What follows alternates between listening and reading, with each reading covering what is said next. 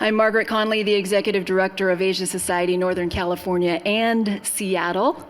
Our global mission is to navigate shared futures. And we do this through our programs, as Gary referenced, and by bringing Asian and Asian American communities together. We host events every month, and over the past year, we've developed relationships with consulates, with offices right here in Seattle. So up next is a panel discussion with three of them. Please welcome to the stage Consuls General from India, Consul General Gupta.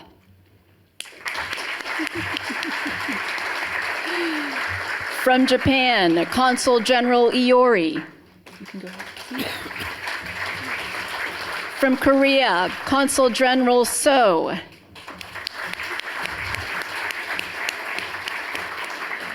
And moderating this panel is former Ambassador to Vietnam, Michalak. Please welcome them.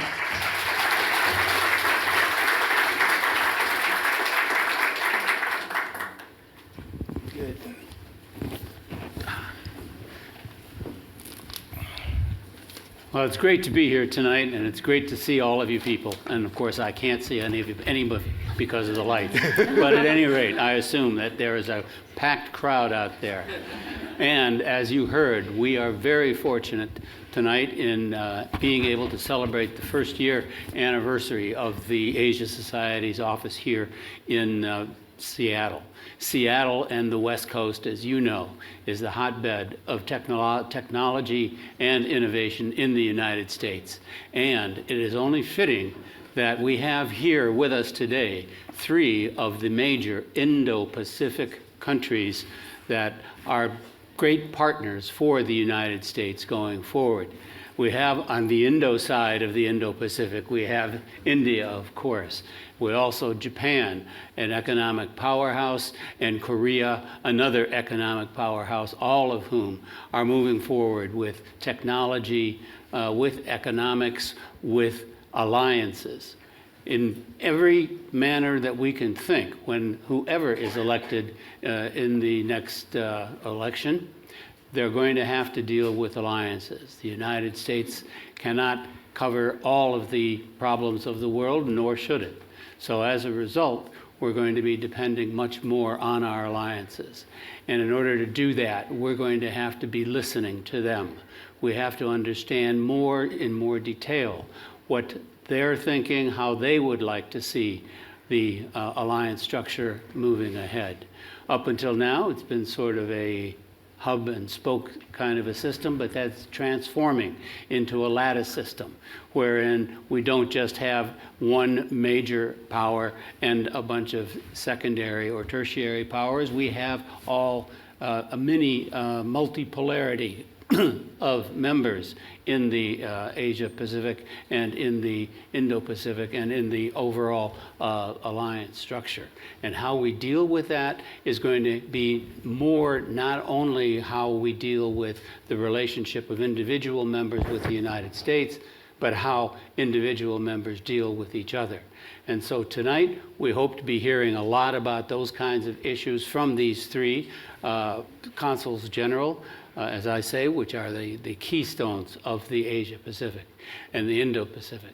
And we're going to start, I think, first with Consul General Gupta from India. We'll then move to Consul General Iyori and then Consul General Seo.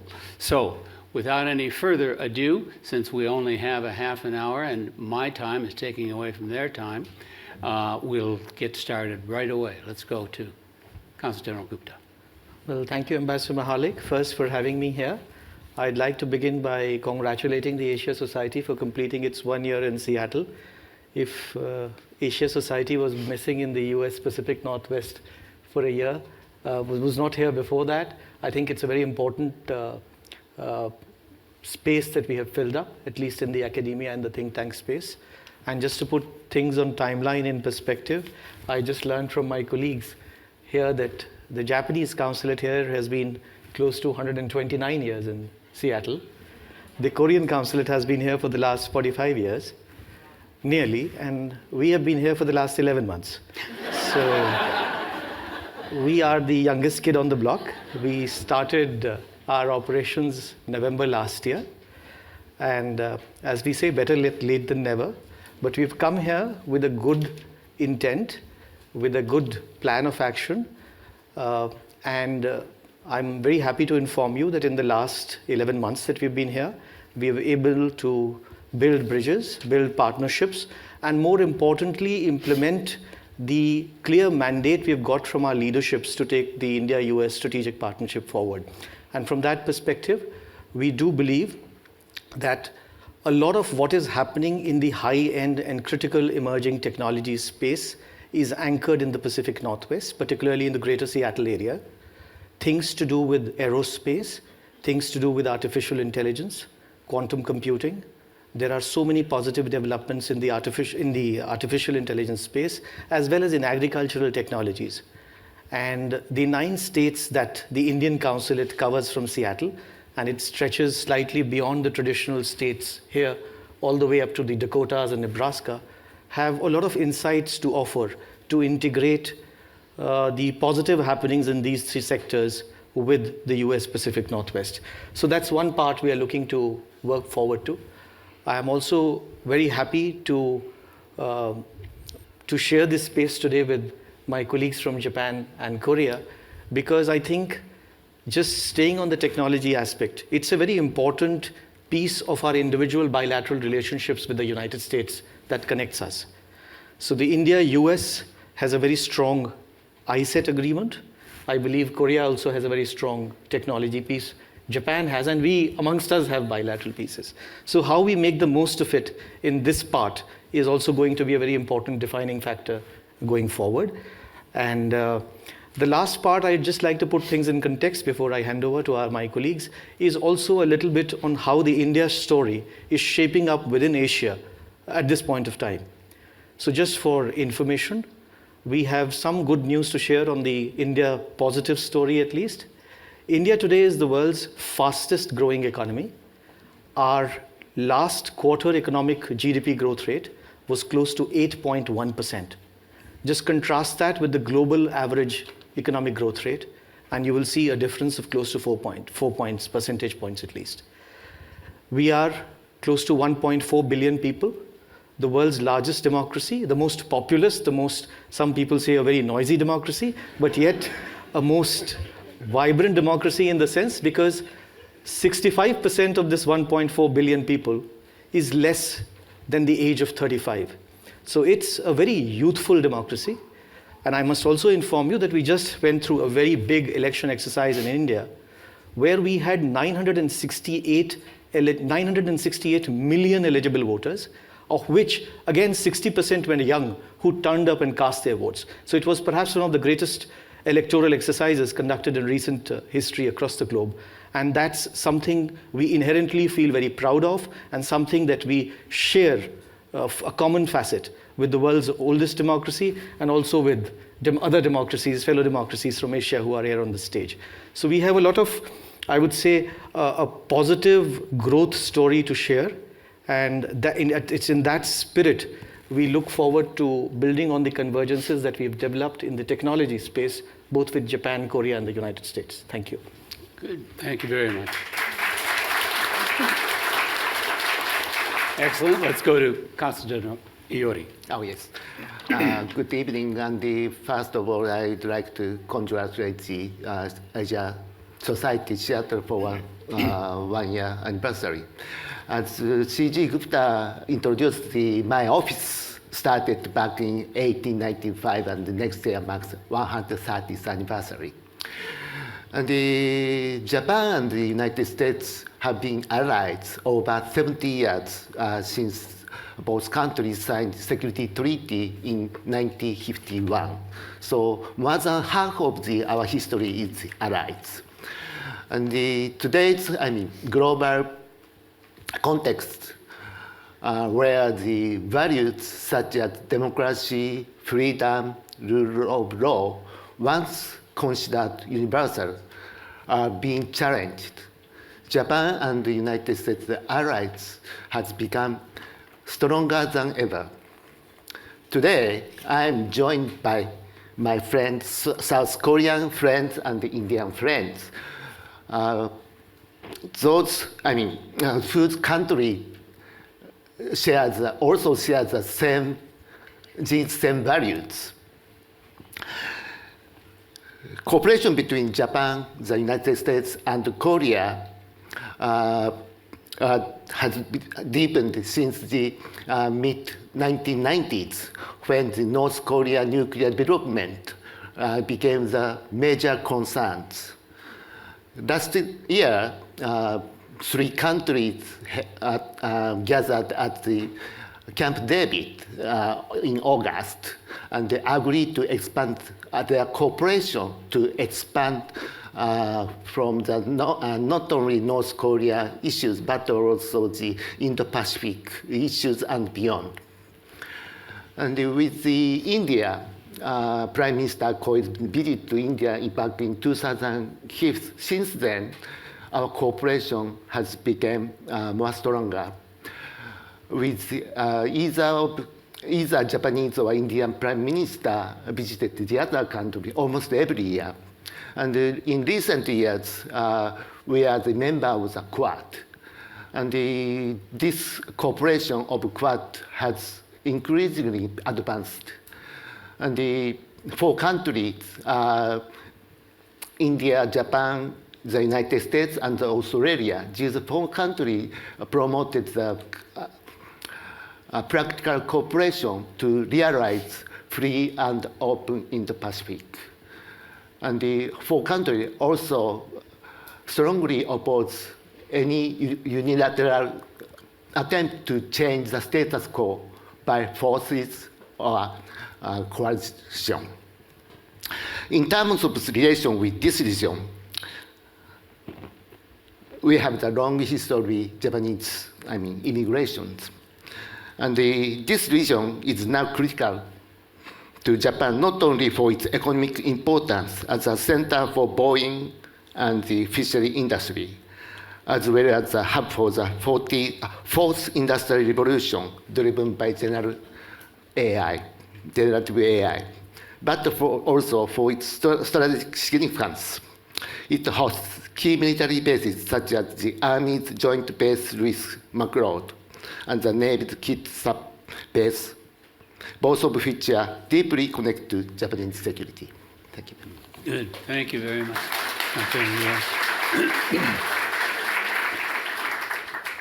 And let's hear from the Consul General. Hello. Can you hear me? Yeah, I'm the Eunji from the Korean Consul General. So I'm very happy to be here to congratulate 1 anniversary of the Asia Society. Yeah, and also I'm very happy to be here as the panel discussion for the very the important the issues. Right. So we are now living in the profound the geopolitical transformation. In response, the Korea was determined to play an active role in the peace and the freedom and the prosperity in this region, guided by the motto of the becoming the global pivotal states. We are approaching this the ambition through the 3 pillars. So today I want to share our global pivotal strategy with you. First of all, this strategy is about the strengthening the global solidarity. That we are deepening the multilateral and the bilateral partnerships with the like-minded groups like the Japan, the U.S. and the India, Australia, Canada, who share the vision of the free and open Indo-Pacific. And also this includes enhancing the relationship with the G7 and NATO and other value-sharing countries through the multi-layered cooperation. So for instance, recently the president attended the NATO meeting for the 3 consecutive years, and also we hosted the democracy summit to protect the value of the democracy from the digital threat through the global partnerships. And second one is contributing to the formation of new norms. So by leveraging our democratic and the economic and the technological capabilities, the Korea leading in the areas of the comparative advantage. For instance, recently we hosted the 2 times AI conferences. Last May, we successfully hosted the AI Summit, hosted by United Kingdom, India and Japan, and the more than 3 countries, the high-level officials attended the meeting, and also we adopted the Seoul Declaration on the safe and innovative and inclusive AI in private sector. The other one is that this week we hosted high-level conferences on the responsible AI in the military domain.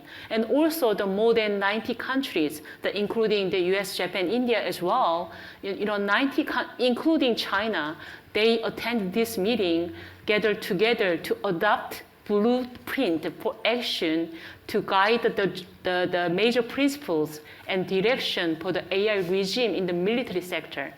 In this connection, Korea and Netherlands together, decide to submit the UN resolution on the AI in the military sector to the UN, the General Assembly in October. This is for the first time in the military sector. So the third, we are also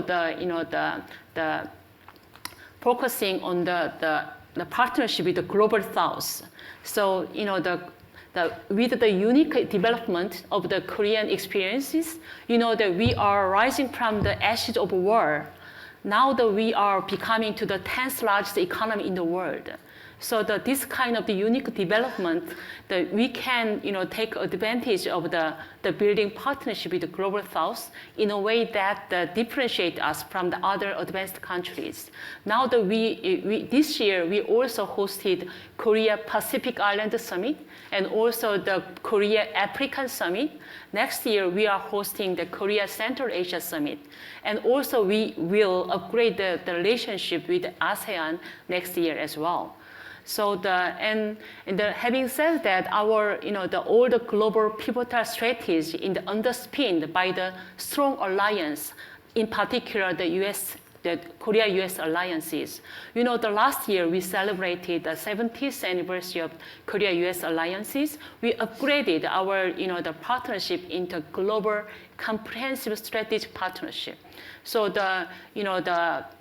beyond the security and economy, we are together, working together, all the economic, the security issues, space and the science, technology, and all other global issues. At the solidarity, global solidarity is also Korea, US, and the Japan trilateral cooperation. This cooperation, last year we hosted a historic, trilateral, the summit meeting in Camp David. We extend our trilateral cooperation also beyond the security and economy. We, extended the economic, the security challenges. The lastly, I want to add inter-Korean relations. So recently, our president announced a new doctrine of the reunification of Korea. That this, the doctrine is based on the audacious initiative, emphasizing the, 3 Ds: dialogue, the deterrence, dissuasion, and dialogue with North Korea. This, the objective of the doctrine is to achieve free and unified Korean peninsula, where all the members of this peninsula can enjoy the liberty. So, this doctrine also include inter-Korean dialogue, the platform, as well as international forum to garner international support for the reunified Korea. So finally, as our role of the Korean Council here in Seattle, we are carrying out all our the foreign policies objectives. So that's why we are facilitating bilateral relations between Korea and the U.S. and also the other relations with Japan and India. And we are cooperating Korean Startup Center here because we are, our consulate is a hub for the science and technology affairs in the Pacific Northwest. The KSC is aiding both Korean and the U.S. startups in their market entries. And and also we are promoting Korean culture here in Seattle. So that's why we are cooperating with the other local cultural organizations like the Seattle Symphony or Seattle Opera, the Seattle Mariners, where I threw the first pitch last May, and also Seattle Asian Museum. So now the Seattle Asian Art Museum now the hosting the very special Korean the art collection. So I encourage you all to visit there just upside upstairs. And then we are hosting the National Day reception on the 30th September. We invite the world famous breaking dance team. So the invitation is open to you all. So please come and enjoy us. Thank you very much. Very good, very good. Well, I think we've gotten some very good discussion going here on some of the key points. I'd like to dig in a little bit more on the technology side, because that, of course, is one of the key strengths of the Asia Pacific and the key strength of the West Coast. And I wonder, Consul General Gupta, if you have any ideas or any thoughts on how the Asia Society or even UW and many of our educational institutions might be able to help facilitate even further technological discussions and technological connections with Indian private sector and Indian government and education. Thank you, Ambassador. When you look at the big picture of it, the technology piece is going to be crucial for all countries of Asia, Indo-Pacific, or even in Europe. How we navigate that vis-a-vis our engagement with the US is very important, and in terms of looking at charting the course of Asia's engagement with the US is going to be very critical. With that said, from an Indian perspective, we realize that it's very important to chalk out specific sectors where this needs to be navigated further.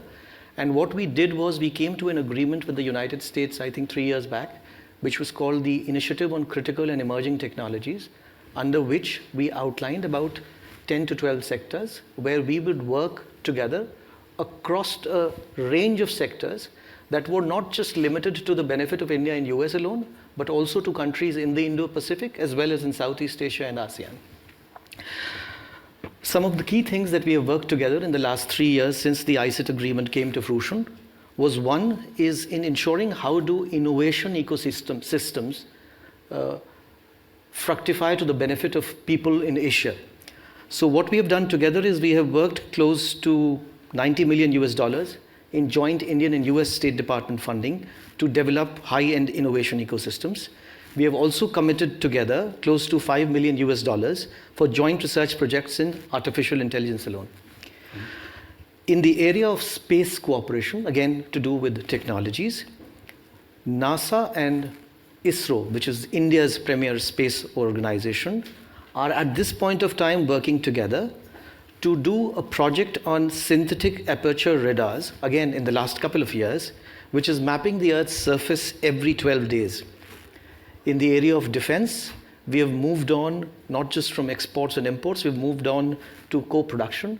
We are doing jointly co-production of GE F414 engines, which is a major leap forward. Yeah. And there's something again which connects the three countries on stage very uniquely together also in the technology space, which is the launch of Bio5.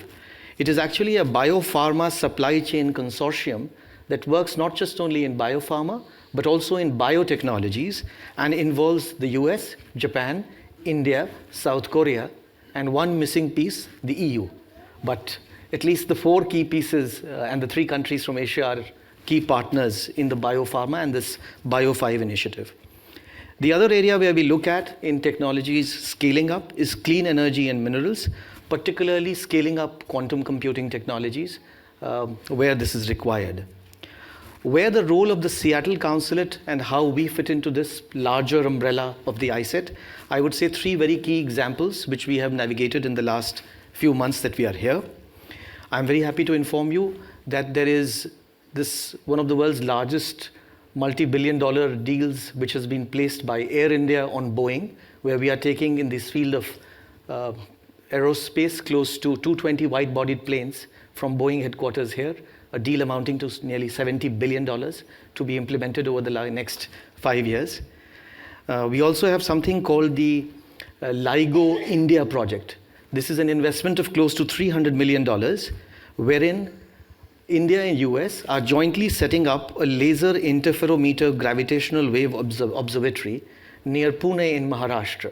And this is learning from just across the Cascades in Richland. You have the LIGO observatory here, which is nearly replicating that project in a particular place in India, where from the geostrategic perspective, from the that is the right place in geography to locate it. So that's another success story we have in high-end technologies, which we are navigating from here. The third, I would say, is in the area of semiconductor technologies.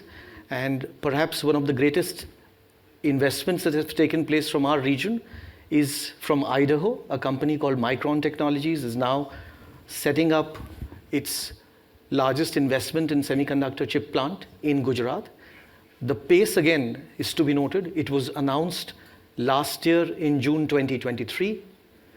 The pre-site surveys were done in July, and the plant became operational this year in March.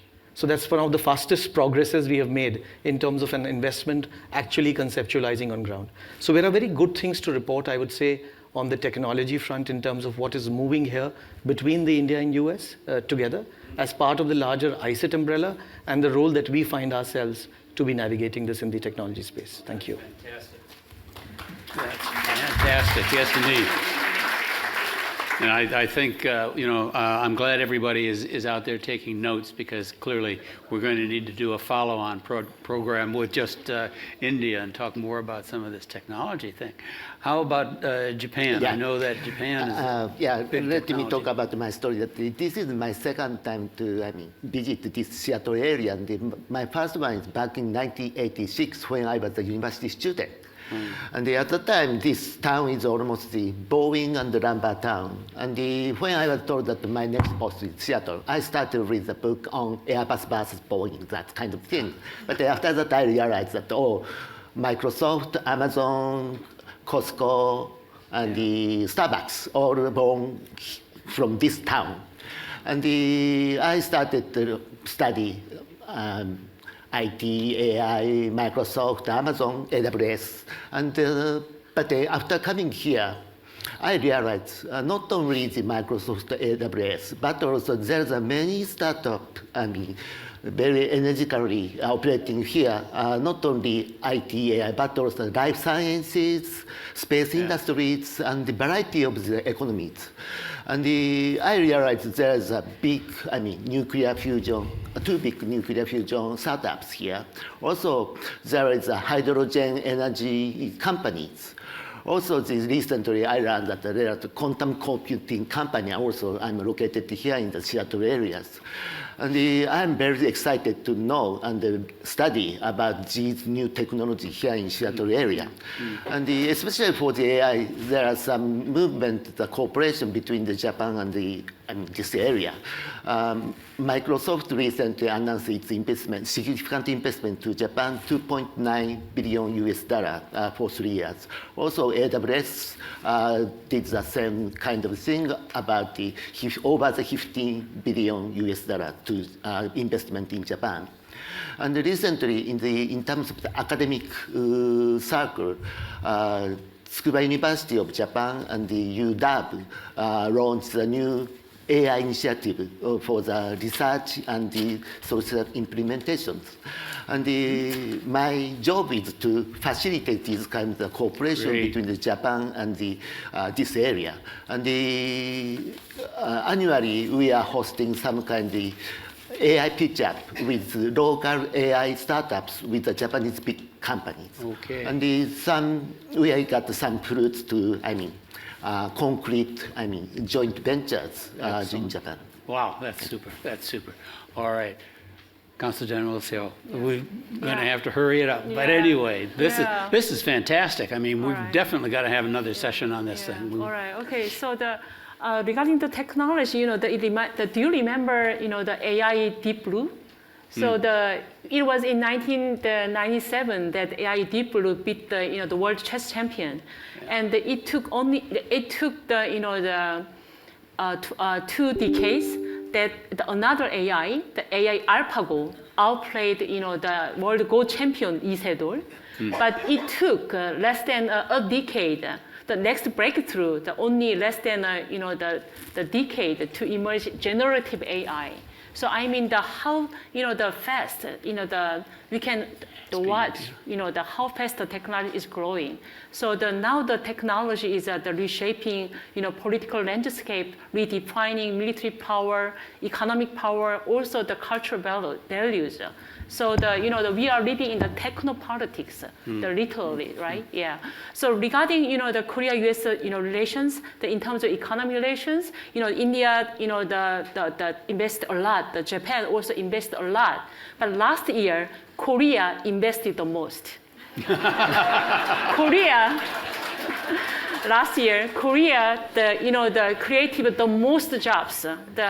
We invested $27.7 billion, and we created 180,000 jobs. So nowadays, Korea-U.S. alliance in terms of the economic and technological relations, were better than ever. So regarding this matter, our the consulate as a hub of the science and the technology affairs, we are actively facilitating bilateral and multilateral affairs. Excellent. I stop here. Well, yeah. thank you so much. Ladies and gentlemen, there you have it. You've got an Indo-Pacific panel here, technologically savvy, and just a fountain of knowledge on further projects that can be done between America and these 3 fantastic countries. So ladies and gentlemen, join me in thanking our tremendous panels. And I expect to see about half of the companies in this room signing up for projects for tomorrow, and the other half to do it next week. So thank you all very much. And Margaret, I think we can turn it back to you now. Yes, let's hear it again for the Consuls General, Ambassador Michalak. You can go ahead and exit this way. We got a lot of program ideas back there that'll keep us busy for the next 5 years. Thank you again so much for being with us. It's so important to have all 3 of you on the stage together with us here in Seattle.